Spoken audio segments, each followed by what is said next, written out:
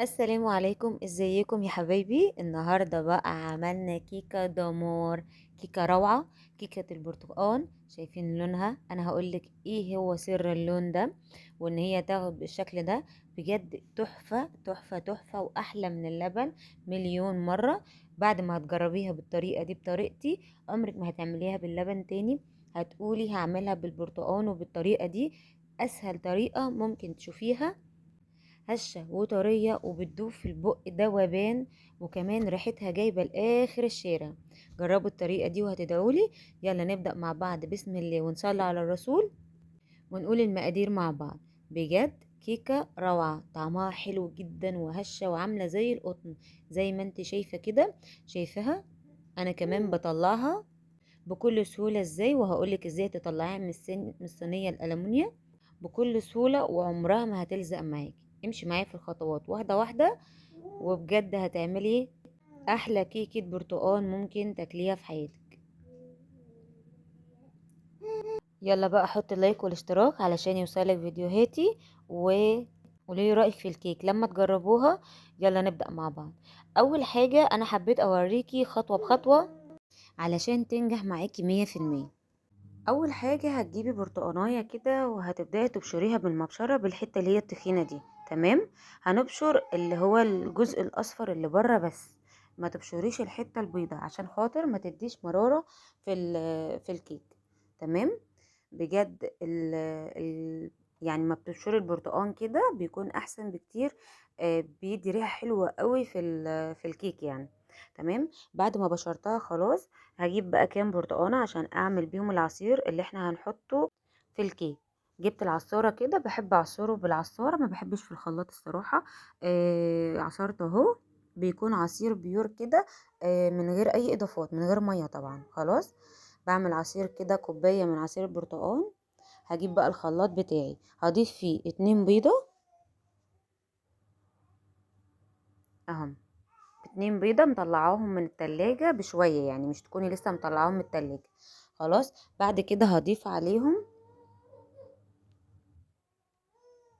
بشر البرتقال اللي احنا بشرناه، زي ما قلتلك الحتة الصفرا اللي بره بس، من غير الحتة البيضة، عشان خاطر ما تمررش معاكي. خلاص. بعد ما ضفنا خلاص الكمية كلها بتاعت بشر البرتقال، هي يا دوبك معلقة كبيرة يعني من بشر البرتقال. تمام. عليها كيس فانيليا، وعليها كمان كوباية كبيرة من السكر. كل اللي هعاير بيه نفس الكوباية، يعني كل كوباية هعاير بيها نفس المقادير كلها. هحط بقى عليها معلقة كبيرة من الخل. تمام. وعليها كمان كوباية عصير البرتقال اللي احنا عصرناه مع بعض. خلاص. عصير البرتقال البيور بدون اي سكر ولا مية. وحطيت عليها كمان كوباية الا ربع من الزيت او السمن، براحتك. انا عملتها بسمنة على زيت. ممكن تعمليها بكوباية الا ربع من الزيت بس، عادي برضه هتطلع زي العسل برضه. تمام. هحط بقى في المنخل، هحط فيها كوبايتين من الدقيق. دي اول كوباية، والكوباية التانية هحط بقى عليها معلقة النشا. معلقة كبيرة هحطها بقى على الكوباية. يعني الكوباية التانية من الدقيق هتعمليها كده الا معلقة يعني، وهتحط عليها معلقة كبيرة من النشا.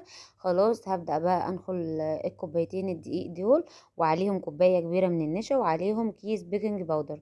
تمام. خلاص. دي كل المقادير خلصت معانا. وهبدأ بقى انخل الدقيق. المنخل ده فيه ايه؟ فيه كوبايتين من الدقيق، عليهم كيس بيكنج باودر او معلقة كبيرة من البيكنج باودر، ومعلقة كبيرة من النشا. ما تستغربيش من النشا، النشا حلوة جدا في الكيك. بتدي طراوة كده وهشاشان حلوة قوي في الكيكة. بعد كده خلاص، بعد ما خلصت ضربت اهو الخليط في الخلاط كده. ضربته كويس جدا لغايه بقى ما حول الفوم كده ابيض. وخلاص كده. انت بتضربيه يعني مده 5 دقايق كده لغايه ما لونه يفتح شويه. آه بقلب بقى الدقيق مع البيكنج باودر والنشا، بقلبه كويس جدا جدا جدا. يعني لازم توزعي البيكنج باودر صح، عشان الكيكه ما تلاقيهاش طالعه من حته ونازله من حته، تبقى طالعه متساويه معاك كده زي ما انت هتشوفي في الفيديو، زي ما انت شفتي في اول الفيديو. تمام. بعد كده بقى خلاص، بعد ما ضربت الخليط نزلت بيه كله كله، نزلي كده كل اللي في الخلاط وتقلبيه كويس بالمضرب اليدوي بقى، اي مضرب عندك تبداي تقلبي بيه كده بالشكل ده كده.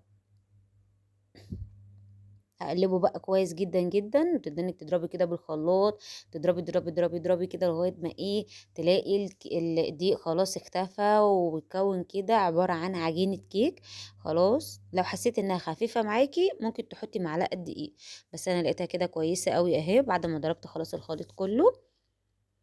بس هي دي مقاديرها مظبوطة جدا تمام. بس خلاص بعد كده بقى كذا مرة بقول يا جماعة ما تحطوش دقيق وزيت في الصينية، حطوا معلقة سمنة بتغنيكوا خالص خالص عن الدقيق عن الدقيق والزيت. لما بتلاقي الكيكة طالعة وانتي حاطة فيها دقيق وزيت، بتلاقي في دقيق على الكيك كده ومتعامل عجين. طب وليه؟ معلقة سمنة أو زبدة في الصينية من تحت، هتلاقي قطعة الكيك طالعة معاكي وما لزقتش خالص خالص خالص ولا اي حاجة. هي معلقة دي بتغنيكي عن الزيت والدقيق. بعد كده بقى هنزل بخليط الكيك كده. خلاص شايفه سمكه وقوامه كمان حلو قوي قوي قوي. كده خلاص الكيكه بقت جاهزه معايا. الكيكه دي ريحتها جايبه لغايه اخر الشارع. هقولك بقى على الحاجات اللي تخليها تنجح معاكي برضو. لو انت شغاله اهو في الكيك تمام، ما تفتحيش الفرن خالص. اللي يقولك افتحي الفرن اول ما تبداي في الكيك، لا.